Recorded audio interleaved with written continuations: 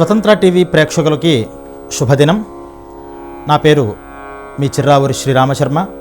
హైందవం జీవనశైలిలో భాగంగా ఈరోజు మన సంప్రదాయ విషయాల్ని మనం తెలుసుకుంటూ జుట్టుకు సంబంధించినటువంటి సంరక్షణని తెలుసుకున్నాం. అలాగే వపనము అనేటటువంటి ఒక సంస్కారాన్ని కూడా మనం తెలుసుకుందాం. వపనము అంటే తీసివేయుట, కేశవపనము అంటే జుట్టుని తీసివేయుట.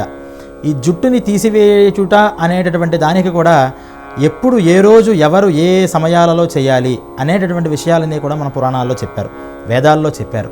కేశఖండనము అని మనం క్షేత్రాలు వెళ్ళినప్పుడు చూస్తూ ఉంటాం. ఈ కేశఖండనము అనేటటువంటి దగ్గర ఏ సమయంలో దీన్ని చేయాలి అనేటటువంటిది ముఖ్యంగా కేశాలతోనే గర్భంలో ఉన్నటువంటి శిశువు పుడతాడు. ఆ పుట్టినటువంటి శిశువుకి వేద రూపంగా చేసేటటువంటి సంస్కారం అంటే కేశఖండనము 3వ ఏట చేయమన్నారు. ఆ 3వ ఏట చేసేటటువంటి ఆ సంస్కారానికి చౌలము అని పేరు. అయితే మన సంప్రదాయంలో మన 3వ ఏటు దాకా పుట్టు వెంట్రుకల్ని ఉంచకుండా లోపల గర్భంలో ఉన్నప్పుడే అనేక ఇబ్బందులు వచ్చినప్పుడు దేవుడికి మనం ఈ రకంగా మొక్కు ఇద్దాము, కేశాలు నీకు ఇస్తాం స్వామి అని తిరుపతి వెంకటేశ్వర స్వామిని మొక్కుకున్నటువంటి దాఖలాలు చాలా ఉంటాయి. అటువంటి ఆ స్వామికి ప్రీతికరమైనటువంటి కేశాలు ఇవ్వాలి కాబట్టి ఏడాదిలోపు ఇస్తామని మొక్కుకున్న వాళ్ళు ఉంటారు. అలా పూర్వం చాలామంది మొక్కుకుని ఉండొచ్చు. ఆ ఆచారంగా మన దగ్గరికి సంవత్సరంలోపే పుట్టు వెంట్రుకలు తీసేటటువంటి ఒక సంప్రదాయం పెద్దల నుంచి వచ్చింది.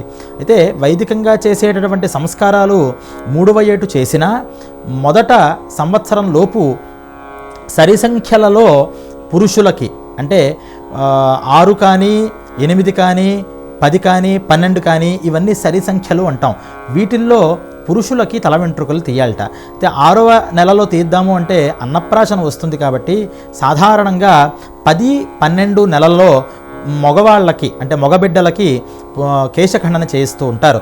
అలాగే ఆడవాళ్ళకి 9 లేక 11 నెలల్లో ఈ పుట్టు వెంట్రుకలు అనేవి తీయాలి అని పెట్టారు. సరి సంఖ్యలేమో పురుషులకి, బేసి సంఖ్యలేమో స్త్రీలకి చెప్పారు. అయితే ఈ కేశఖండనము అక్కడ చేసిన తర్వాత ఎప్పుడైనా మనం చేయాల్సి వస్తే ఆయుష్ ఎలా పెరుగుతుంది అనే చెప్పే దగ్గర పక్షే క్షౌరం అన్నారు. 15 రోజులకి ఒకసారి క్షౌరము అంటే ఈ కేశఖండనము కనుక చేసుకున్నట్లయితే ఆయుర్వృద్ధి కలుగుతుంది అని చెప్పారు. 15 రోజులకు ఒకసారి క్షౌరం చేసుకునేటటువంటి వాళ్ళు చాలా ఆయుష్ని పొందుతూ ఉంటారట. ఈ కేశఖండనము అనేది వారికి శాస్త్రరీతిగా ఆయుష్ను పొందడానికి చెప్పింది. మగవాళ్ళని గుండు చేయించుకోమని చెప్పింది 15 రోజులకు ఒకసారి. మన పూర్వీకులందరూ అలాగే చేసుకునేవారు. అలా చేసుకునేటప్పుడు ఇక్కడ శిఖా ప్రమాణంలో ఒక శిఖని పెట్టుకోమని అన్ని వర్ణాల వాళ్ళకి చెప్పారు.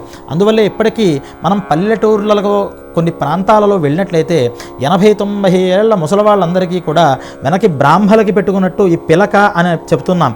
దాని పేరు శిఖ. పిలక అని పిలవకూడదు. అలా శిఖ అనేటటువంటి ఈ కొంత జుట్టు భాగాన్ని మనం గ్రామాల్లో కూడా చూస్తూ ఉంటాం. మరి మీరు బ్రాహ్మలా, మీరు అయ్యవారులా అని అడుగుతూ ఉంటాం వాళ్ళని. కాదు, మా పెద్దల నుంచి మాకు ఇది పెట్టుకోవడం అలవాటు ఉంది అంటారు వాళ్ళు. అంటే ఇది కేవలం బ్రాహ్మలు పెట్టుకునేదో లేకపోతే పూజారులు పెట్టుకునేదో కాదు. ఇది మన హిందూ సంప్రదాయంలో అన్ని మానవులు, అన్ని వర్ణాల వాళ్ళు పెట్టుకున్నటువంటి విషయం. అటువంటి ఆ కేశాన్ని మొత్తం బోడిగుండుగా చేయకుండా మధ్యలో కొంత భాగం వదిలి గుండు చేయించుకోమన్నారు 15 రోజులు ఒకసారి. అది అప్పుడు జీవనశైలి. ఇప్పుడు అలా చేయడం కుదరక వాటిని కర్తనం చేసుకునేవారు. అంటే అది శాస్త్ర విరుద్ధమా అంటే కాదు అంటోంది ధర్మశాస్త్రం.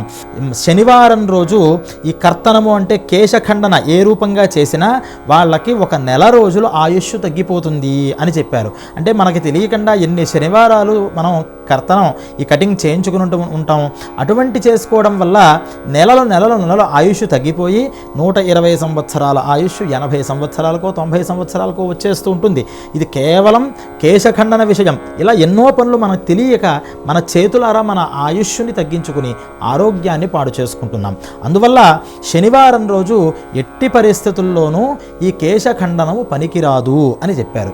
శుక్రవారం రోజు నిషేధం లేదు, కానీ శుక్రవారం లక్ష్మీ లక్ష్మీదేవి కదా, కేశాలు కూడా లక్ష్మీదేవి అన్నారు కదా అనేటటువంటి భావనతో మన పెద్దవాళ్ళు ఒక సెంటిమెంట్ పెట్టుకుని శుక్రవారాలు తీయద్దు అని పెట్టుకున్నారు. కానీ శాస్త్రరీతిగా శుక్రవారం రోజు నిషిద్ధం లేదు.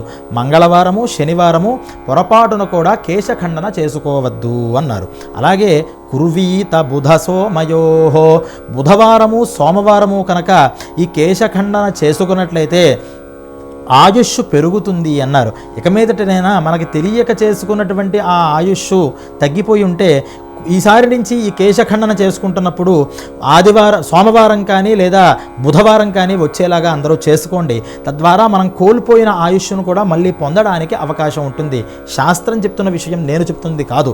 అలా కాబట్టి వేరేటటువంటి విషయాలు మాట్లాడకుండా చక్కగా ఈ చెప్పినటువంటి సోమ బుధవారాలలో ఈ క్షౌరకార్యం చేసుకోండి, కేశఖండనము కేశకర్తనము చేయించుకోండి, తద్వారా పుణ్యాన్ని పొందండి అని అందరికీ తెలియజేస్తూ మరిన్ని విశేషాలు తరువాయి భాగాల్లో మనం తెలుసుకుందాం. అంతవరకు సెలవు. నమస్కారం.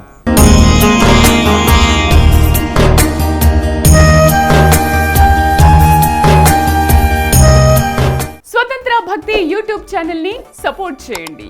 మీకు ఈ వీడియో నచ్చితే లైక్ చేయండి, మీ స్నేహితులకు శ్రేయోభిలాషులకు షేర్ చేయండి, మీ అభిప్రాయాలను కామెంట్ చేయండి, సబ్స్క్రైబ్ చేయడం మాత్రం మర్చిపోకండి. స్వతంత్ర భక్తి YouTube channel. Please like, share and subscribe.